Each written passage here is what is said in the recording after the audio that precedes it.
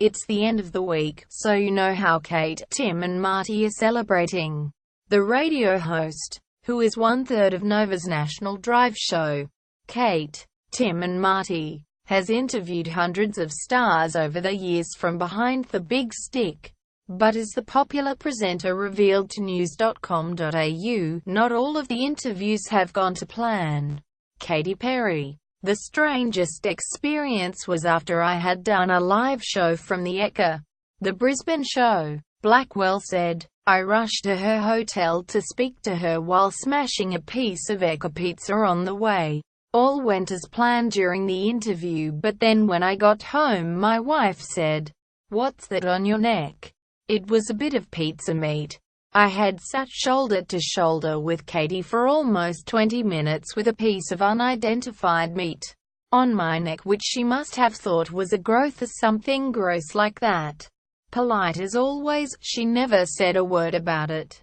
Russell Brand. I spoke to Russell when he was out here to promote Arthur, which was a few months after my Katy Perry meat on the neck incident. Blackwell said, they were married, so I had to get him to pass on my apologies to her, as well as explain how polite his wife was for not saying anything and being completely lovely in the interview. He went on to try and convince me that I don't need meat in my life and explained to me what it was doing to my body.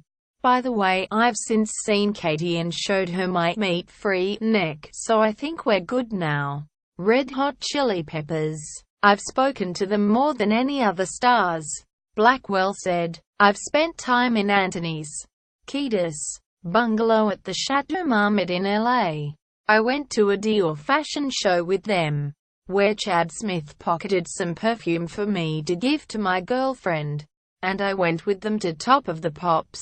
I never ask for autographs, but after reading Anthony's book, Scar Tissue, I had to ask him to sign it. He asked if he could do it later and send it back to me. I thought I'd never get it back, but a month later it arrived on my doorstep back home. Dave GROHL. One of the more memorable interviews was when we ended up wine tasting together in Brisbane when he was touring with them Crooked Vultures. Blackwell said, it was in an old hotel's wine room that we had to ourselves for the chat. Josh from Queen of the Stone Age ended up crashing the interview and started critiquing it throughout. He was generally just taking the piss out of me and Dave. This was all only a few hours before they played their first gig. We drank loads of wine and then the shots came out.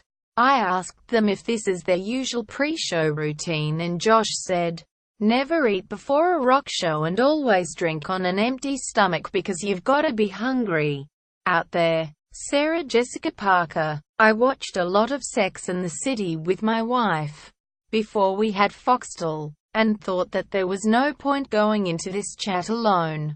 Blackwell said, so I asked her people if I could bring in my wife.